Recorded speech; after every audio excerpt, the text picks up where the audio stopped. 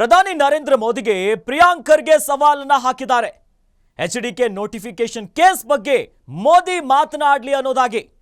MUDA case ಬಗ್ಗೆ ಮಾತನಾಡಿದ್ರಲ್ಲ, ಈಗ ಬಾಯ್ ಬಿಡಿ ಅಂತ.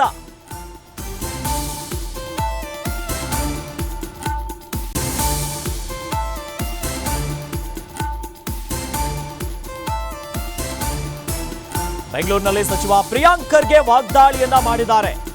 ಕುಮಾರಸ್ವಾಮಿ ಪ್ರಕರಣಕ್ಕೆ ಕೋರ್ಟ್ ತಡೆ ಕೊಟ್ಟಿಲ್ಲ, ಡಿನೋಟಿಫಿಕೇಶನ್ ಕೇಸ್ ಬಗ್ಗೆ ಹೋರಾಟ ಮಾಡ್ತಾರಾ ಅನ್ನೋದಾಗಿ ಪ್ರಶ್ನೆಯನ್ನ ಮಾಡಿದ್ದಾರೆ.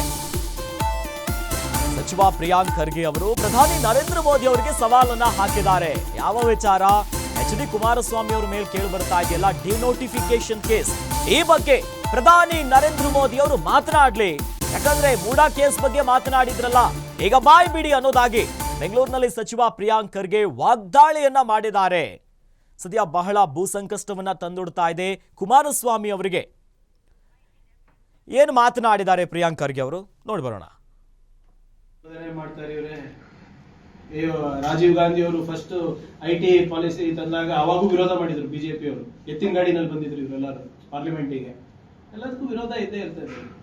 ಅದ್ರ ಜನರಿಗೆ ಏನಿದೆ ಒಳ್ಳೇದು ಮಾಡ್ಲೇಬೇಕಲ್ಲ ಸರ್. ಅಧಿವೇಶನಕ್ಕೆ ಲಾಸ್ಟ್ ಟೈಮ್ ಟ್ರೈ ಮಾಡಿದ್ರೆ ಇಲ್ಲ, ಏನಾಯ್ತು ಅಲ್ಲಿ? ಯಾರು ಲೀಡರ್ಗಳು ಸಮನ್ವಯನೇ ಇಲ್ಲ. ಒಬ್ರು ಬಿಜೆಪಿ ಲೀಡರು ಬಾವಿ ಬಿಡೋಣ ಅಂತಾರೆ, ಇನ್ನೊಬ್ರು ವಾಕ್ಔಟ್ ಮಾಡೋಣ ಅಂತಾರೆ.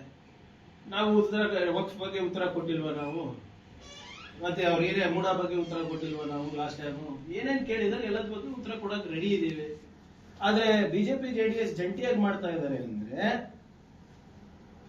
ಬಿಜೆಪಿ ಅವರು ನಿನ್ನೆ ಸುಪ್ರೀಂ ಕೋರ್ಟ್ ನಲ್ಲಿ ಆದಂತ ಆದೇಶ ಏನಿದೆ ಕುಮಾರಸ್ವಾಮಿ ಅವರ ಬಗ್ಗೆ, ಅದ್ರ ಬಗ್ಗೆ ಏನ್ ಕಾಮೆಂಟ್ ಇದೆ ಅವರು?